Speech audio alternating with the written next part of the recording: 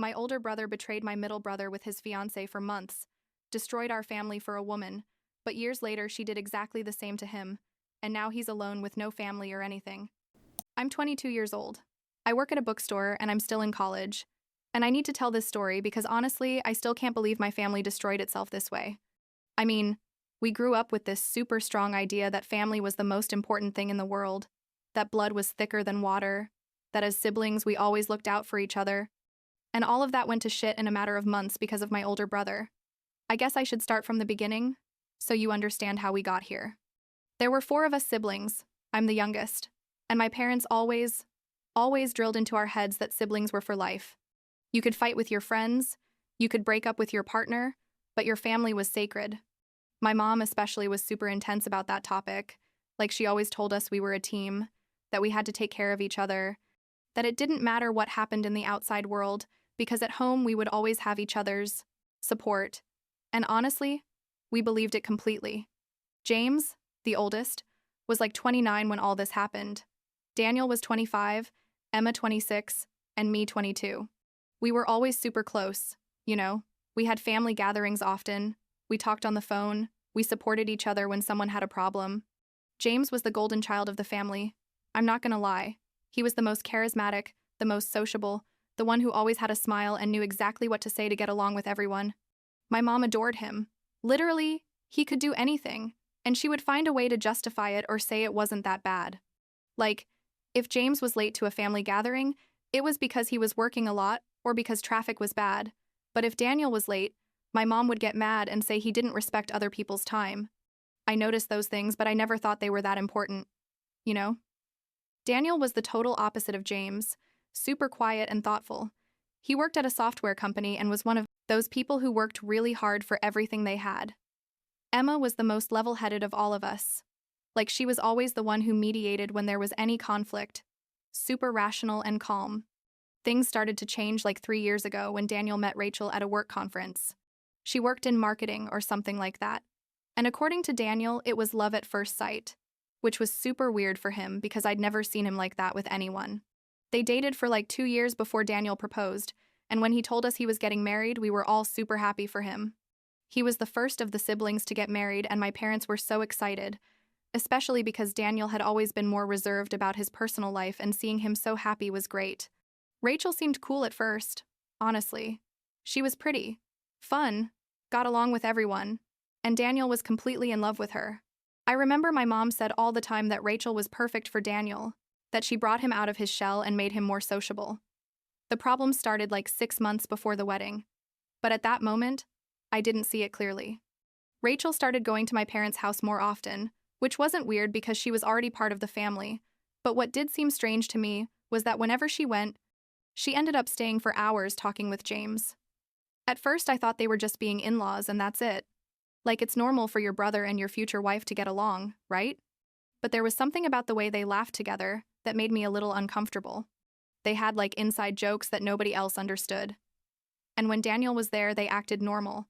But when Daniel wasn't there or went to another room, Rachel and James would stay talking in low voices and looked super complicit. Once, it was like in March or April. I don't remember exactly. We were all at my parents' house for a birthday. I think it was my mom's birthday. And Daniel had to leave early because of a work emergency. Rachel stayed at the party and spent like 3 hours sitting on the patio with James, laughing and drinking wine. I went out at one point to get something from the kitchen and I saw them super close to each other, like their knees were touching and she had her hand on his arm. They separated super quickly when they saw me and acted like nothing, but something in my stomach told me that wasn't right. I didn't say anything to anyone because I thought I was being paranoid. You know? And I also didn't want to cause drama over something that maybe was totally innocent. But Daniel started noticing it too. Like 2 months before the wedding, he called me one day super late at night, like it was 11 or 12, and told me he needed to talk to me. I went to his apartment and he was a mess. You could tell he hadn't slept well. He told me that Rachel had been acting weird, that every time he mentioned James she would get nervous or change the subject, and that he had started to suspect that something was going on between them. I told him that maybe he was being paranoid, although inside I had also seen the signs, but I didn't want to admit it because the idea that James would do that to Daniel was literally unthinkable. I asked him if he had talked to Rachel and he said no, that he was afraid of being wrong and ruining everything because of his insecurities. I remember he told me, "I don't know what I would do if it's true. I don't know if I could forgive him," and I tried to calm him down by telling him it was probably nothing, that Rachel loved him and that James would never do something like that to his brother. God, how I regret telling him that. The next few weeks were horrible. Daniel was getting more and more paranoid, and I also started seeing more weird things. Rachel canceled like 3 wedding dress fittings saying she had a lot of work, but Emma saw her once leaving a cafe with James in the middle of a work afternoon. Emma called me super confused, asking me what was up with that, and I didn't know what to tell her. We decided not to tell Daniel anything yet because we didn't have concrete proof, and we didn't want to destroy him if it turned out it was all coincidence. But deep down, we both knew something was going on. It was like watching an accident in slow motion, you know?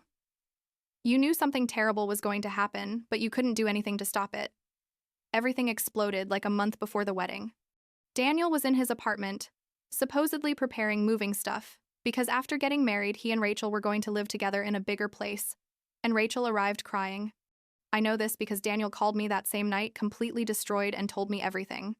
Rachel confessed to him that she had been having an affair with James for months, that it had started as something she didn't plan but couldn't stop, and that she had fallen in love with James, that she was so sorry but she couldn't marry Daniel when she was in love with his brother. Daniel told me he just stood there, unable to process what he was hearing, like his brain literally couldn't understand how his older brother, the one who supposedly took care of him and loved him, had been doing this to him for months while they were planning a wedding. Rachel packed her bags that same night and left the apartment. And guess where she went? Yeah, she went straight to James's apartment. Daniel called me at like 2 in the morning.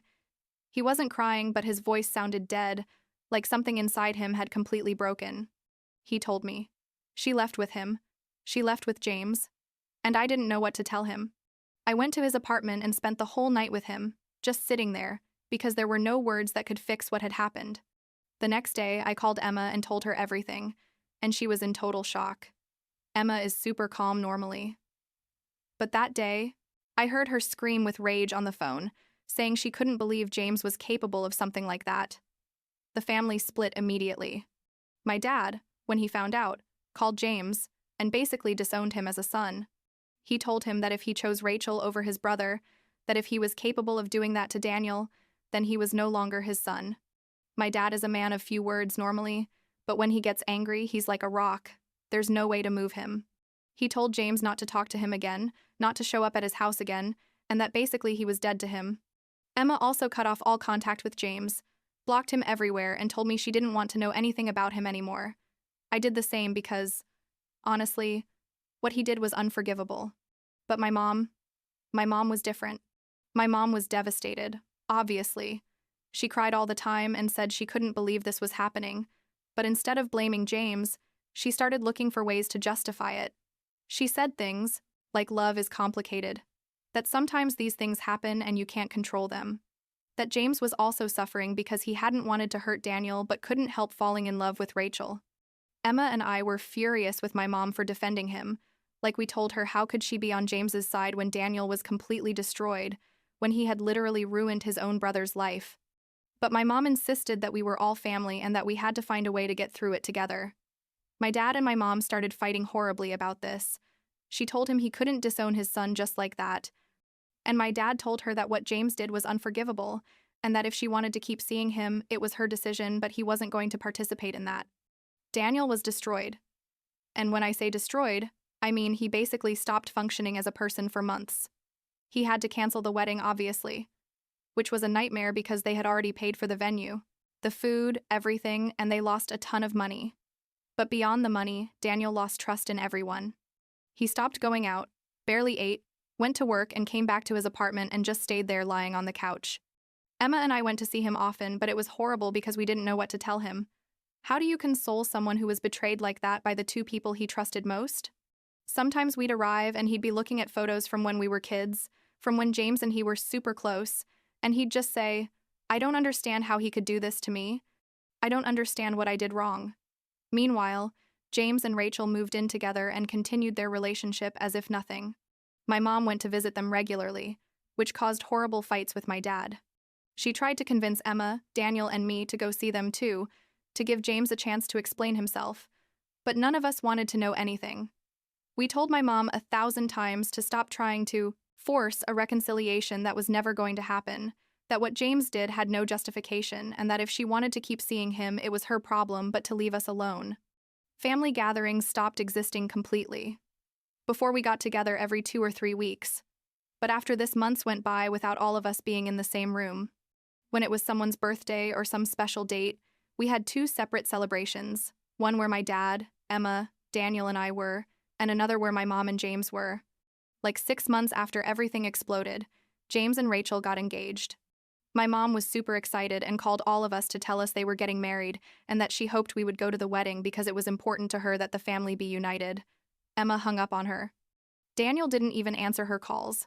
I told her as calmly as I could that there was no way we were going to that wedding, that we couldn't celebrate the relationship that had destroyed Daniel, and that if she couldn't understand that, then I don't know what else to tell her. My dad, when he found out, said that if my mom went to that wedding, he didn't want to see her for a month, but my mom went anyway. She was the only person from the family who attended James and Rachel's wedding, and when she came back, she tried to show us photos, but we all refused to see them. Daniel eventually started to get better, but he wasn't the same.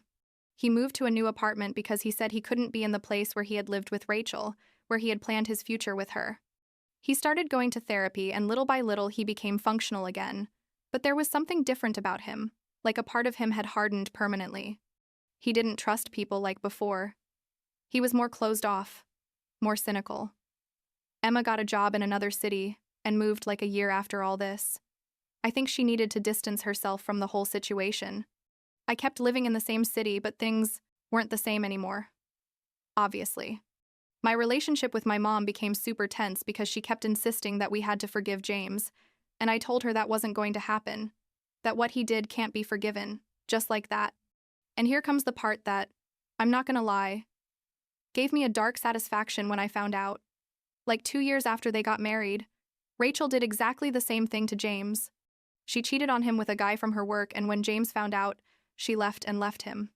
My mom called me crying to tell me, saying that James was destroyed and that he needed his family's support. And I, honestly, didn't feel a single bit of pity. I told my mom, now he knows exactly how Daniel felt. Now he knows what it's like for someone you completely trust to betray you in the worst possible way. And maybe now he understands why none of us want to know anything about him. My mom got really mad at me. She told me, how could I be so cruel to my brother who was suffering? And I told her that he stopped being my brother the day he decided to sleep with Daniel's girlfriend. Emma, Daniel, my dad and I stood firm. My mom tried to organize meetings for us to talk to James, to give him support, but we all said no. Daniel especially was super clear, he told me. He made his bed. Now let him sleep in it. I'm not going to give him the comfort he denied me when he did what he did. And he was right. You know? When Daniel was destroyed by the betrayal, James didn't show even a hint of real remorse. He kept justifying himself, saying that love is like that and that he couldn't help it. Now that the same thing happened to him, he expected all of us to forgive him and console him, but none of us were willing to do that.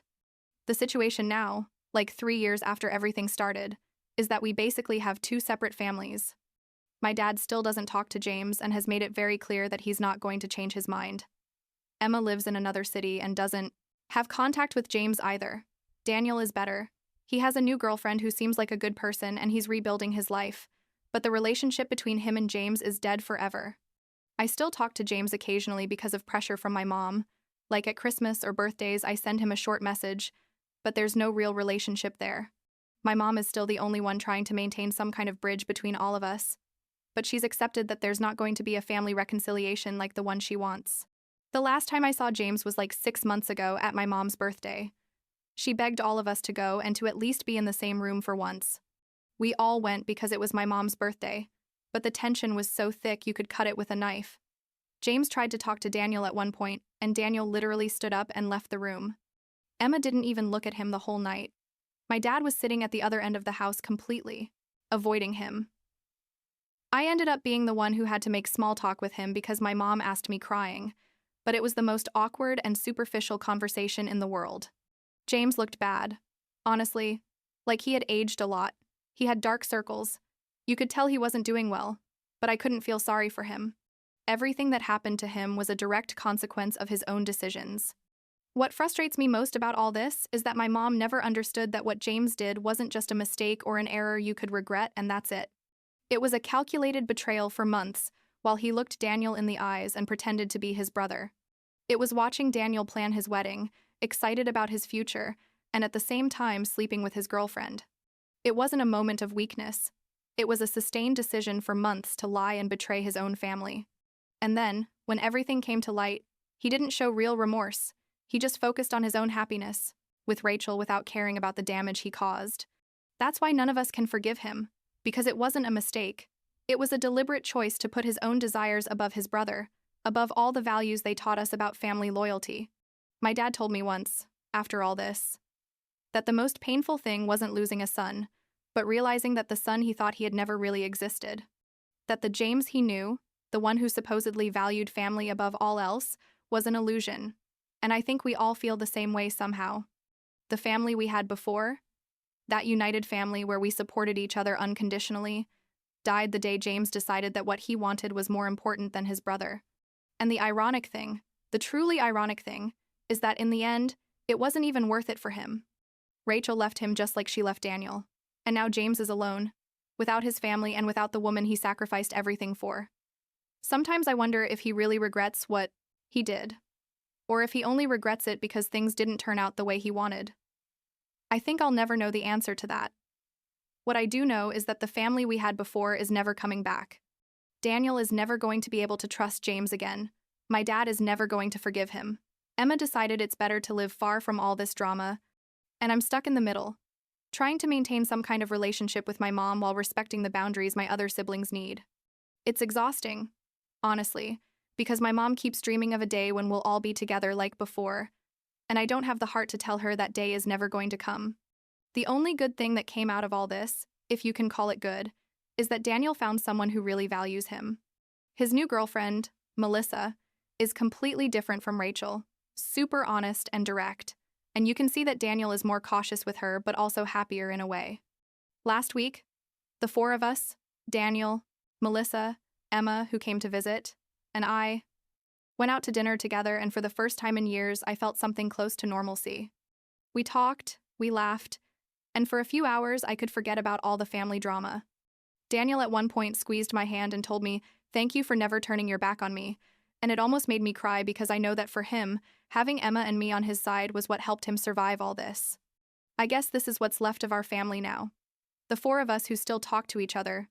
My dad who decided that his principles are more important than maintaining a relationship with his oldest son. My mom who keeps trying to fix something that's irreparably broken. And James who lost everything for a woman who eventually left him just like she left Daniel. I don't know if we'll ever heal completely from this, but at least those of us who remain know who the people we can really trust are. And that's more than James can say.